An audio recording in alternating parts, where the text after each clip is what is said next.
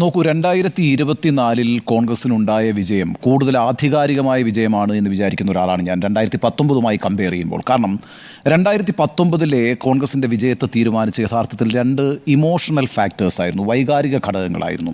നമുക്കറിയുന്നതുപോലെ ഒന്ന്, രാഹുൽ ഗാന്ധിയോടുള്ള അഭിനിവേശം, അദ്ദേഹം പ്രധാനമന്ത്രിയാകും എന്നൊരു തോന്നൽ, അതൊരു വൈകാരികമായ അടുപ്പം മലയാളികൾക്ക് രാഹുൽ ഗാന്ധിയോടുണ്ട്.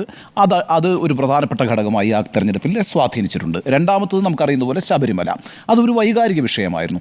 എന്നാൽ 2024 തെരഞ്ഞെടുപ്പിൽ കുറച്ചുകൂടി റിയലിസ്റ്റിക്കായ ഫാക്ടേഴ്സ് ഈ തെരഞ്ഞെടുപ്പിൽ സ്വാധീനിച്ചു, വിജയത്തെ നിർണ്ണയിച്ചു. അത് നിശ്ചയമായും നമുക്കൊക്കെ അറിയുന്നത് പോലെ സർക്കാർ വിരുദ്ധ തരംഗമായിരുന്നു. ഇപ്പോൾ ക്ഷേമ പെൻഷൻ മുതൽ ഇങ്ങോട്ട് തുടങ്ങി ഭരണകർത്താക്കളുടെ ധാർഷ്ട്യം വരെയുള്ള പ്രശ്നങ്ങൾ വലിയ രീതിയിൽ ജനവികാരം സർക്കാരിനെതിരാക്കുകയും അത് വോട്ടിങ്ങിൽ പ്രതിഫലിക്കുകയും ചെയ്തു. നമുക്കറിയാലോ, 80% കേരളത്തിലെ വോട്ടർമാരും വോട്ട് ചെയ്തത് ഇന്ത്യ മുന്നണിക്ക് അനുകൂലമായിട്ടാണ്. കേവലം 20% BJPക്ക് അനുകൂലമായിട്ട് വോട്ട് ചെയ്തത്.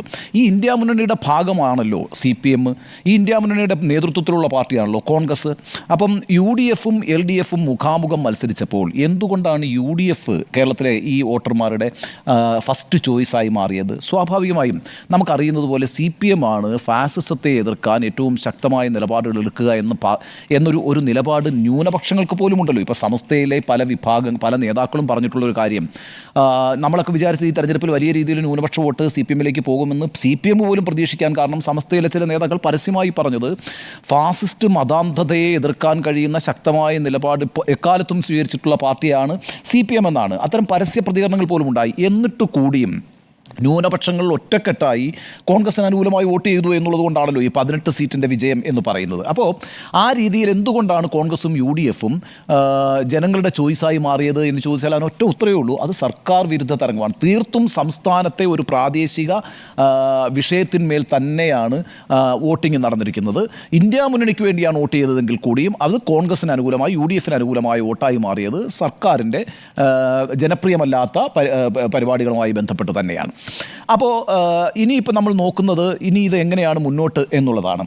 ഇനി ഒരു 2 വർഷവും കൂടി പിണറായി സർക്കാരിനുണ്ട്. നമുക്കറിയാവുന്നൊരു കാര്യം, 2019 കോൺഗ്രസ് പാഠം പഠിച്ചില്ല, അല്ലെങ്കിൽ വലിയ വിജയത്തിൽ വലിയ ആത്മവിശ്വാസമായിരുന്നു എന്ന് പറഞ്ഞാൽ അത് എത്രത്തോളം ശരിയാണ് എന്ന കാര്യത്തിൽ എനിക്ക് സംശയമുണ്ട്. കാരണം 2019 ശേഷം ലോകം തന്നെ ഒരു പ്രത്യേക സാഹചര്യത്തെ അഭിമുഖീകരിച്ചു, അല്ലേ?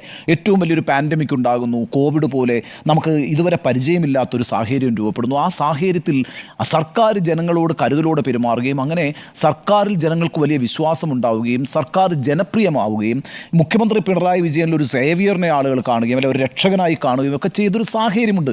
ആ സാഹചര്യത്തെ എങ്ങനെ കൈകാര്യം ചെയ്യണമെന്ന് യഥാർത്ഥത്തിൽ കോൺഗ്രസിൻ്റെ എത്തും പിടിയും കിട്ടിയിട്ടുണ്ടായിരുന്നില്ല. അത് വലിയ രീതിയിൽ വോട്ടായി മാറി. അപ്പം 2019 പിന്നെ കോൺഗ്രസിനുണ്ടായ വിജയം അവരുടെ ആത്മവിശ്വാസവും ആത്മവീര്യവും കൂട്ടിയെന്നും അതിൻ്റെ ഒരു ആലസ്യത്തിൽ വീണുപോയതുകൊണ്ടാണ് 2021 തുടർഭരണം ഉണ്ടായതെന്നും വിലയിരുത്തുന്നത് ശരിയാണ് എന്ന് എനിക്ക് തോന്നുന്നില്ല. മറ്റൊരു രാഷ്ട്രീയ സാഹചര്യം, മറ്റൊരു സാമൂഹിക സാഹചര്യം രൂപപ്പെട്ടു വരികയും ആ സാമൂഹിക സാഹചര്യം സർക്കാരിന് അനുകൂലമാവുകയും ചെയ്തു എന്നുള്ളതാണ് യാഥാർത്ഥ്യം. 2024 നിന്ന് 2026 യാത്ര ചെയ്യുമ്പോൾ ഞാൻ വിചാരിക്കുന്നില്ല CPM നേതൃത്വം നൽകുന്ന സർക്കാരും ഇനി അങ്ങോട്ടേക്ക് അടങ്ങിയിരിക്കുമെന്ന്. കാരണം വെച്ചാൽ കൂടുതൽ ഊർജ്ജസ്വലമായി അവർ പ്രവർത്തിക്കും. കാരണം വെച്ചാൽ ഈ തിരുത്തൽ പ്രക്രിയയൊക്കെ അവർ ആരംഭിച്ചിട്ടുണ്ട്. അത് പരസ്യമായി പറയുന്നില്ല എങ്കിൽ പോലും, പരസ്യമായി പറയുന്നില്ല എന്ന് പറഞ്ഞാൽ ഈ ശൈലിയുടെ പ്രശ്നമാണല്ലോ ആകെപ്പാടെ ഒരു വിവാദമായി നിൽക്കുന്നത്. അതിനപ്പുറത്ത് ഇപ്പോൾ തന്നെ കഴിഞ്ഞ ദിവസം നിയമസഭയിൽ പിന്നെ മുഖ്യമന്ത്രി പിണറായി വിജയൻ നടത്തിയ പ്രസംഗത്തിൽ വളരെ വ്യക്തമല്ലേ അവരുടെ 1, 2, 3, 4 എന്നുള്ള അജണ്ട പ്രഖ്യാപിച്ചിരിക്കുകയാണ്, അല്ലേ? ക്ഷേമ പെൻഷൻ കൊടുക്കാൻ പോകുന്നു, അതേപോലെ സപ്ലൈകോയിൽ അവശ്യ വസ്തുക്കൾ ലഭ്യമാക്കുമെന്ന് പറയുന്നു, സർക്കാർ ജീവനക്കാരുടെ DA കുടിശ്ശിക കൊടുക്കുമെന്ന് പറയുന്നു. ആ രീതിയിലുള്ള പ്രവർത്തനങ്ങളുമായി മുന്നോട്ട് പോകുന്നു എന്ന് മാത്രവുമല്ല, ഇപ്പോൾ വിഴിഞ്ഞം പദ്ധതിയുടെ ഉദ്ഘാടനം എന്ന് പറയുന്നു, അതിനിപ്പോൾ അവർ മുന്നോട്ട് കൊണ്ടുപോകാൻ പോവുകയാണ് വളരെ ശക്തമായിട്ട് തന്നെ.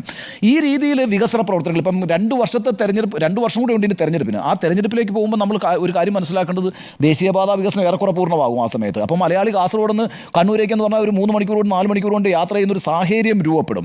അപ്പം അതുണ്ട്. അതേപോലെ തന്നെ K-ഫോൺ പോലുള്ള പദ്ധതികൾ ശക്തമായി നടപ്പാക്കും. അപ്പോൾ വികസനത്തിൻ്റെ ഒരു രാഷ്ട്രീയം മുന്നോട്ട് വയ്ക്കുന്ന സർക്കാരായിരിക്കും 2026 പിന്നെ പിണറായി വിജയൻ സർക്കാർ. അങ്ങനെയായിരിക്കും അവർ ആ തെരഞ്ഞെടുപ്പിന് പോവുക എന്നുള്ളതാണ്. അപ്പോൾ ആ ഒരു സാഹചര്യത്തെ മുൻകൂട്ടി കണ്ടുകൊണ്ട് എങ്ങനെയാണ് കൂടുതൽ ശക്തമായൊരു സംഘടനാ സംവിധാനത്തിലേക്ക് മാറേണ്ടതെന്ന് കോൺഗ്രസ് ഗൗരവത്തോടുകൂടി ആലോചിക്കണം.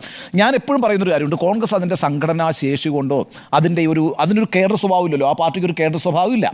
അപ്പോൾ ആ കേഡർ സ്വഭാവം ഇല്ലാത്തൊരു പാർട്ടിയാണ് അതിൻ്റെ ഒരു സംഘടനാ ശേഷി കൊണ്ട്, സംഘടനാ പ്രവർത്തനം കൊണ്ടൊന്നുമല്ല എപ്പോഴും വിജയിച്ച് വന്നിട്ടുള്ളത്. മറിച്ച് ഇടതുപക്ഷ പ്രസ്ഥാനങ്ങൾ നേതൃത്വം കൊടുക്കുന്ന സർക്കാരിനോടൊരു വിരുദ്ധ തരംഗം ഉണ്ടാകും. ആ വിരുദ്ധ തരംഗത്തിൻ്റെ ഗുണഭോക്താക്കളായിട്ട് കോൺഗ്രസ് വരും. ഇപ്പം ഞാൻ പറയട്ടെ, 2006, 2011 നല്ല ഉദാഹരണമല്ലേ. 2006, 2011 സർക്കാർ എന്ന് പറഞ്ഞാൽ അതിഗംഭീര സർക്കാരാണ്, വി എസ് അച്യുതാനന്ദൻ്റെ സർക്കാർ എന്ന് പറയുന്നത്. ആ സർക്കാരിനെ തോൽപ്പിക്കാൻ CPM തീരുമാനിച്ചുകൊണ്ടാണ് അന്ന് തുടർഭരണം ഉണ്ടാകാതെ പോയത്. 2 സീറ്റിൻ്റെ ഭൂരിപക്ഷത്തിലാണ് ഉമ്മൻചാണ്ടി 2011 അധികാരത്തിൽ വരുന്നത്. ഇപ്പോൾ 2016 വേറൊരു സാമൂഹ്യ സാഹചര്യം രൂപപ്പെട്ട് വന്നപ്പോൾ തുടർഭരണം ഉണ്ടായി. ഈ കോൺഗ്രസിൻ്റെ ഒരു പ്രശ്നം എന്ന് പറയുന്നത്, കോൺഗ്രസ് അതിൻ്റെ സംഘടനാ സംവിധാനത്തെ ഊർജ്ജസ്വലമാക്കി നിലനിർത്തുക എന്ന് പറയുന്നതിന് ഒട്ടും തന്നെ പ്രാധാന്യം കൊടുക്കുന്ന ഒരു രീതിയില്ല. പക്ഷേ കോൺഗ്രസ് എവിടെയാണ് വിജയിക്കുന്നതെന്ന് വെച്ചാൽ, കോൺഗ്രസ്സിൽ വിവിധ ഗ്രൂപ്പുകളുണ്ട്. ഈ വിവിധ ഗ്രൂപ്പുകൾ തമ്മിലുള്ളൊരു ഫൈറ്റ് ഒരു സംഘടനാ പ്രവർത്തനമായിട്ട് മാറും കോൺഗ്രസിനകത്ത്. അങ്ങനെ ഒരു ഗുണം കോൺഗ്രസിന് എപ്പോഴും കിട്ടും. ഇപ്പോൾ എന്താ സ്ഥിതി? കോൺഗ്രസിൽ അങ്ങനെ ഗ്രൂപ്പ് ഉണ്ടെന്ന് പറയാൻ കഴിയുമോ? ഇപ്പോൾ എവിടെയാണ് ഈ ഗ്രൂപ്പ്, എവിടെയാണ് എ ഗ്രൂപ്പ്, ആരാണ് അതിൻ്റെ നേതാക്കൾ? എപ്പോഴും കോൺഗ്രസിൽ മുഖാമുഖം നിന്നിട്ടുള്ള ഈ 2 ഗ്രൂപ്പുകളാണല്ലോ. ഇന്നിപ്പോൾ നോക്കിയേ, KPC പ്രസിഡന്റ് ആരാ? കെ സുധാകരനാണ്. കെ സുധാകരൻ ഏറ്റവും കൊടികുത്തിയ ഐ ഗ്രൂപ്പുകാരനല്ലേ. അതേസമയം തന്നെ പ്രതിപക്ഷ നേതാവ് ആരാ? VD സതീശൻ ഐ ഗ്രൂപ്പിൻ്റെ ഭാഗമായിരുന്ന ആളല്ലേ. ഒരേ സമയത്ത് ഈ KPC പ്രസിഡന്റും പ്രതിപക്ഷ നേതാവും ഒരേ ഗ്രൂപ്പിൽ നിന്ന് വരുന്ന ചരിത്രമില്ല. അപ്പോൾ അതുകൊണ്ട് ഇവിടെ ഇപ്പം ഗ്രൂപ്പുകളുണ്ട് എന്ന് പറയാൻ കഴിയില്ല. പക്ഷേ വ്യക്തികൾ രൂപപ്പെട്ട് വന്നിരിക്കുന്ന ഒരു പ്രശ്നമുണ്ട് അല്ലേ. ഇപ്പോൾ കെ സുധാകരനും VD സതീശനും തമ്മിൽ എത്ര ഐക്യമുണ്ട്? പ്രതിപക്ഷ നേതാവും KPCC പ്രസിഡന്റുമാണ്. സത്യത്തിൽ ഈ സംഘടനയെ കൂടുതൽ ഊർജ്ജസ്വലമാക്കി നിലനിർത്താൻ ഉത്തരവാദിത്തപ്പെട്ട 2 ആളുകൾ 2 വ്യക്തികളായി മാറി നിൽക്കുന്നു എന്നൊരു പ്രശ്നമുണ്ട്. രമേശ് ചെന്നിത്തലയുടെ ശക്തനായ നേതാവാണ്, രമേശ് ചെന്നിത്തല വേറൊരാളായിട്ട് മാറി നിൽക്കുന്നു എന്നൊരു പ്രശ്നമുണ്ട്. അപ്പോൾ ഈ രീതിയിൽ ഗ്രൂപ്പില്ല എങ്കിൽ കൂടിയും ഇപ്പോൾ കോൺഗ്രസിനകത്ത് വ്യക്തികൾ ആയിട്ട് ആളുകൾ മാറി നിൽക്കുന്നു, വ്യക്തിപരമായ പ്രശ്നങ്ങൾ ഉണ്ടാകുന്നു. എനിക്ക് തോന്നുന്നത് KC വേണുഗോപാൽ വളരെ ശ്രദ്ധേയമാം വിധം തന്നെ അത് ചൂണ്ടിക്കാണിച്ചിട്ടുണ്ട്.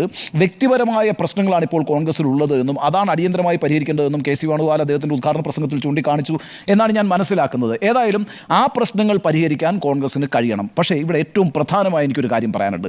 നോക്കൂ, ഇന്നത്തെ ഈ ക്യാമ്പിൽ നിന്ന് പുറത്തേക്ക് വരുന്ന വിവരം ഈ തൃശ്ശൂരിലെ വിജയത്തെയൊക്കെ വളരെ ചെറുതായി അവർ കോൺഗ്രസ് കാണുന്നുണ്ടോ എന്ന് എനിക്ക് സംശയമുണ്ട്. കാരണം വെച്ചാൽ അതൊരു താൽക്കാലിക പ്രതിഭാസമാണ് എന്നൊരു വിലയിരുത്തലുണ്ട്. ഇപ്പോൾ സുരേഷ് ഗോപിയെ പോലെ ഒരു സൂപ്പർ സ്റ്റാർ തൃശ്ശൂർ മത്സരിച്ചു, അതിൻ്റെ ഒരു ഗുണം കിട്ടി, അതുകൊണ്ട് അതൊന്നും ആവർത്തിക്കാൻ പോകുന്നില്ല എന്നൊരു വിലയിരുത്തലിലേക്കാണ് കോൺഗ്രസ് പോകുന്നതെങ്കിൽ അത് വളരെ തെറ്റായ ഒരു കാര്യമാണ്. കാരണം വെച്ചാൽ തൃശ്ശൂരെ വിജയം അവിടെ മാറ്റിവെക്കാം നമുക്ക്, അതിനകത്ത് സുരേഷ് ഗോപി ഒരു ഫാക്ടറായിരുന്നു. പക്ഷേ കേരളത്തിൽ അങ്ങോളം ഇങ്ങോളമുള്ള 20 മണ്ഡലങ്ങളിൽ വേറൊരു തരത്തിലുള്ള സാമുദായിക കോമ്പിനേഷൻ വളർത്തിയെടുക്കാൻ BJPക്ക് കഴിഞ്ഞിട്ടുണ്ട്. ആ യാഥാർത്ഥ്യത്തെ അഡ്രസ്സ് ചെയ്യണം. ഇതൊരു താൽക്കാലിക പ്രതിഭാസമായി നിൽക്കില്ല.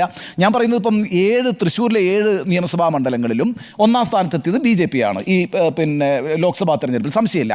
തിരുവനന്തപുരത്ത് 4 മണ്ഡലങ്ങളിൽ അവർ 1ാം സ്ഥാനത്തെത്തിയിട്ടുണ്ട്, സംശയമില്ല. പക്ഷേ അത് അതേപോലെ തന്നെ 2026 ട്രാൻസ്ലേറ്റ് ചെയ്യപ്പെടണമെന്നില്ല. ഈ 7, 4, 11 സീറ്റ് അങ്ങനെയാണെങ്കിൽ BJPക്ക് കിട്ടണം 26. ഞാൻ ആ സാധ്യത കാണുന്നില്ല. പക്ഷേ അവർ 2ാം സ്ഥാനത്ത് വന്നിട്ടുള്ള 8 9 മണ്ഡലങ്ങളുണ്ട്. ഈ 8 9 മണ്ഡലങ്ങളിലൊക്കെ 100 വോട്ടിൻ്റെയും 200 വോട്ടിൻ്റെയും 1000 വോട്ടിൻ്റെയും 1500 വോട്ടിൻ്റെയൊക്കെ വ്യത്യാസത്തിലാണ് ഈ പറയുന്ന 2ാം സ്ഥാനത്ത് എത്തിയിരിക്കുന്നത്. 2ാം സ്ഥാനത്ത് അവരെത്തുമ്പം 3ാം സ്ഥാനത്തേക്ക് പോയിരിക്കുന്നത് CPM ആണ് എന്നൊരു യാഥാർത്ഥ്യം കൂടി ഉണ്ട്. അപ്പോൾ ചെറിയൊരു മാറ്റമല്ല ഈ 2024 തെരഞ്ഞെടുപ്പിൽ BJP ഉണ്ടാക്കിയിരിക്കുന്നത്. നമ്മൾ വളരെ വിശദമായി വിലയിരുത്തിയിട്ടുണ്ട്. ഈ പിന്നാക്ക ഹിന്ദു വിഭാഗങ്ങൾ CPMൽ നിന്ന് പോകുന്നു. അവർ പിന്നാക്ക ഹിന്ദു വിഭാഗങ്ങൾ CPMൽ നിന്ന് മാത്രമായിട്ടല്ല പോകുന്നത്, അത് കോൺഗ്രസിൽ നിന്നും പോകുന്നുണ്ട്, ഒരു യാഥാർത്ഥ്യം. പിന്നെ മുന്നാക്ക ഹിന്ദു വിഭാഗങ്ങളിൽ ഇപ്പോഴും കുറേയൊക്കെ അവശേഷിക്കുന്നത് കോൺഗ്രസിനോടൊപ്പമാണ്. ആ വോട്ട് ബാങ്കും BJPയിലേക്ക് പോകുന്നുണ്ട്. പിന്നെ കോൺഗ്രസിന് എപ്പോഴും ഉണ്ടായിരുന്നൊരു ശക്തി എന്ന് പറയുന്നത് മധ്യകേരളത്തിൽ കേരള കോൺഗ്രസ് ആണല്ലോ. കേരള കോൺഗ്രസ് വഴി ക്രിസ്ത്യൻ വോട്ട് വരുന്നുണ്ടായിരുന്നു. ഇപ്പോൾ കേരള കോൺഗ്രസ് M എന്ന് പറയുന്നത് CPMൻ്റെ ഭാഗമാണ്. ഈ ഞാൻ പറയുന്ന ഒരു ജനവികാരം ഉണ്ടാകുമ്പോൾ ഈ സാമുദായിക കോമ്പിനേഷനൊന്നും വർക്ക് ചെയ്യത്തില്ല. എന്നാൽ ഈ പറയുന്ന നിയമസഭാ തെരഞ്ഞെടുപ്പിലേക്ക് വരുമ്പോൾ കുറച്ചുകൂടി പ്രാദേശികമാണ് തെരഞ്ഞെടുപ്പ് എന്ന് പറയുന്നത്. ലോക്സഭ ഒരു വിശാലമായ തെരഞ്ഞെടുപ്പല്ല. ആ പ്രാദേശികമായ തെരഞ്ഞെടുപ്പിലേക്ക് വരുമ്പോൾ സംഘടനാ ശക്തി എന്ന് പറയുന്ന ഒരു പ്രധാനപ്പെട്ട ഘടകമാണ്. അതേപോലെ തന്നെ ഈ സാമുദായിക കോമ്പിനേഷൻസ് വളരെ പ്രധാനപ്പെട്ട ഘടകമാണ്. ഇതൊക്കെ എങ്ങനെ തിരിച്ചു പ്രവർത്തിക്കും എന്നുള്ളത് പറയാൻ കഴിയില്ല. ഏതായാലും കോൺഗ്രസിനെ സംബന്ധിച്ച് ഇപ്പോൾ മുന്നിലുള്ള 2 ടാസ്ക് എന്ന് പറയുന്നത്, ഒന്ന് വയനാട്ടിലെ തെരഞ്ഞെടുപ്പും, 2 നിയമസഭാ മണ്ഡലങ്ങളിലെ ഉപതെരഞ്ഞെടുപ്പുമാണ്. വയനാട്ടിൽ നമുക്ക് നിശ്ചയമായും അറിയാവുന്നതുപോലെ പ്രിയങ്ക ഗാന്ധി സ്വാഭാവികമായിട്ടും രാഹുൽ ഗാന്ധിയേക്കാൾ കൂടുതൽ ഭൂരിപക്ഷം നേടാനാണ് സാധ്യത. ഭൂരിപക്ഷം വർദ്ധിക്കും, അവിടെ ഒരു ത്രട്ടേ ഇല്ല. എന്നാൽ ഈ പറയുന്ന ചേലക്കരയിലും പാലക്കാടും ചെറിയ മത്സരമായിരിക്കില്ല. ഞാനതാ പറഞ്ഞത്, അതൊരു ശക്തമായ ത്രികോണ മത്സരമായിരിക്കും. പാലക്കാട് കഴിഞ്ഞ പ്രാവശ്യം ശ്രീധരനെ പോലുള്ള ആൾ മത്സരിച്ചപ്പോൾ ഉണ്ടായ ടെൻഷൻ അറിയാം, ഈ 2 പാർട്ടികളും അനുഭവിച്ച ടെൻഷൻ അറിയാം. ശക്തമായ ത്രികോണ മത്സരം വന്നാൽ ആർക്ക് അനുകൂലമാകും ആ മണ്ഡലം എന്നൊന്നും പ്രവചിക്കാൻ കഴിയാത്തൊരു സാഹചര്യം യഥാർത്ഥത്തിൽ ഇപ്പോഴുണ്ട്. അപ്പോൾ അതുകൊണ്ട് രാഷ്ട്രീയ വിഷയത്തെ അഭിസംബോധന ചെയ്യാൻ കോൺഗ്രസ് തയ്യാറാകണം. യഥാർത്ഥത്തിൽ ഈ പറയുന്ന എക്സിക്യൂട്ടീവ് അഭിസംബോധന ചെയ്യേണ്ട വിഷയം എന്ന് പറയുന്നത് ഒന്നൊരു സംഘടന എന്ന നിലയ്ക്ക് വ്യക്തികൾ മാത്രമായ ആളുകൾ മാറുകയും അവർക്കിടയിൽ വ്യക്തിപരമായ അഭിപ്രായ ഭിന്നതകൾ ഉണ്ടാവുകയും അതുകൊണ്ട് സംഘടന എന്ന നിലയ്ക്ക് അതിൻ്റെ പ്രവർത്തനത്തെ കൂടുതൽ ഊർജ്ജസ്വലമാക്കാൻ കഴിയാതെ വരികയും ചെയ്യുന്ന ഒരു സാഹചര്യത്തെ ഗൗരവത്തോടുകൂടി തന്നെ അഭിസംബോധന ചെയ്യാൻ കോൺഗ്രസ് തയ്യാറാകണം. രണ്ടാമത്തെ ഏറ്റവും പ്രധാനപ്പെട്ട പ്രശ്നമായി ഞാൻ പറയുന്നത് BJPയുടെ വളർച്ചയാണ്. BJP രൂപപ്പെടുത്തിയിരിക്കുന്ന ഒരു പുതിയ സാമുദായിക കോമ്പിനേഷൻ ഉണ്ട്. ആ സാമുദായിക കോമ്പിനേഷൻ എന്ന് പറയുന്നത് CPM-നെ മാത്രം ഹാം ചെയ്യുന്ന ഒന്നായിട്ട് മനസ്സിലാക്കരുത്. കോൺഗ്രസിനെയും അത് അപകടപ്പെടുത്തുന്നുണ്ട്. അതുകൊണ്ട് ഈ പറയുന്ന തൃശ്ശൂരിൽ കോൺഗ്രസിന്റെ സ്ഥാനാർത്ഥിയാണല്ലോ 3-ാം സ്ഥാനത്തേക്ക് പോകുന്നത്. നോക്കൂ, K മുരളീധരനെ പോലൊരാളാണ് 3-ാം സ്ഥാനത്തേക്ക് പോകുന്നത്. കോൺഗ്രസിന്റെ വോട്ടാണ് കുറഞ്ഞിരിക്കുന്നത്. ആ സാഹചര്യത്തെ കോൺഗ്രസ് ബോധ്യപ്പെടുന്നു. ഇന്നിപ്പോൾ K മുരളീധരൻ അതിനകത്ത് പങ്കെടുത്തിട്ടില്ല. ഇവിടെ പിന്നെ മുരളീധരന്റെ വിമർശനം എന്തായിരുന്നു? തൃശ്ശൂർ അവിടുത്തെ ഈ ജില്ലാ ഘടകത്തിന്റെ പിന്തുണയില്ലായ്മ, ജില്ലാ ഘടകത്തും പുറകെ നമ്മുടെ തന്നെ പ്രസ് കോൺഫറൻസിൽ പിന്നെ മുരളീധരൻ പറയുന്നുണ്ടല്ലോ, ഈ 18 പേരെ വിജയിപ്പിച്ച് കഴിയുമ്പോൾ ഒരാളെ കുരുതി കൊടുക്കണ്ടേ, അങ്ങനെ കുരുതി കൊടുക്കപ്പെട്ട ഒരാളാണ് ഞാൻ, അതുകൊണ്ട് ഞാൻ അവിടെ അതിൽ കൂടുതൽ പറയുന്നില്ല എന്ന് പറഞ്ഞാൽ അവിടെ അവസാനിപ്പിക്കാൻ. ഇന്നിപ്പം പിന്നെ മുരളീധരൻ പങ്കെടുക്കാതിരിക്കുന്നത് പോലും തൃശ്ശൂരെ തോൽവിയുമായി ബന്ധപ്പെട്ടാണ്. ആ തോൽവി എന്ന് പറയുന്നത് ഈ പറയുന്ന സുരേഷ് ഗോപി പ്രഭാവം കൊണ്ട് മാത്രം സംഭവിച്ചതല്ല. അതവിടെ വളരെ പ്രധാനപ്പെട്ട ഒരു സാമുദായിക കോമ്പിനേഷൻ ഉണ്ടാക്കിയിട്ടുണ്ട്. അത് കേരളത്തിൻ്റെ വിവിധ മണ്ഡലങ്ങളിൽ രൂഢമൂലമായി വന്നുകൊണ്ടിരിക്കുന്നു എന്ന യാഥാർത്ഥ്യത്തെ അഭിസംബോധന ചെയ്യാൻ CPM-നെ പോലെ തന്നെ ഉത്തരവാദിത്വം കോൺഗ്രസിനുമുണ്ട്. കോൺഗ്രസ് ആ രാഷ്ട്രീയ യാഥാർത്ഥ്യത്തെ മനസ്സിലാക്കിക്കൊണ്ട് പ്രവർത്തിച്ചില്ലെങ്കിൽ 2024 ഈ 18 സീറ്റ് കിട്ടിയതിൻ്റെ വിജയം അങ്ങ് ആവർത്തിച്ച് കളയാം 26-ലും എന്ന് പറഞ്ഞാൽ അത് ശരിയായൊരു രാഷ്ട്രീയ നിരീക്ഷണമാകാൻ സാധ്യത കുറവാണ് എന്നാണ് എൻ്റെ ആദ്യത്തെ അഭിപ്രായം.